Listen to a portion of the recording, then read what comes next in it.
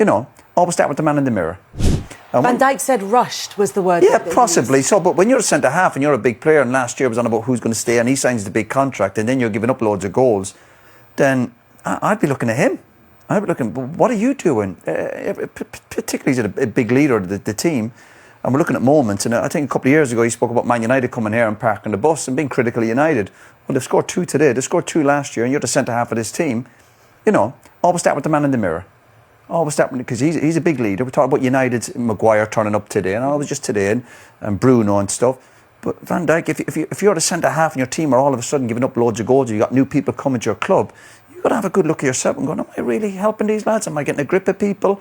And little incidents we saw with the goal there, yeah, we'll give United plaudits, but I do look at them going, are you really sprinting back? And what happens when you become champions? The biggest challenge is the next year, because people are looking at you going, you're the champions, we're going after you. Even United were coming today, and United attacking players certainly had a bit of a swagger about them, whereas Liverpool, they struggle to deal with that. And the stats, we're talking about stats. I think a really important stat in football is the scoreline, and that's it. And Liverpool, the manager said last year, Liverpool won loads of games by the odd goal. They're now on the wrong side of it. And again, they're losing lots of late goals. So whatever happened with the substitutions, the mentality, shall we say, even when Liverpool got it back to 1-1 today, you still think United had a goal. It's not as if you're going, oh, listen, this is the second goal's coming.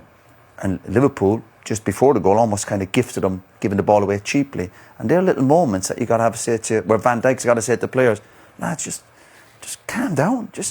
Again, and I think sometimes it's good to be forcing things and panicking, but not all the time. I felt it was like that from even in the first half. It's not as if we done it United. It'd be a mad last 10 or 15 minutes, but not a mad last hour. Got plans? Cancel them.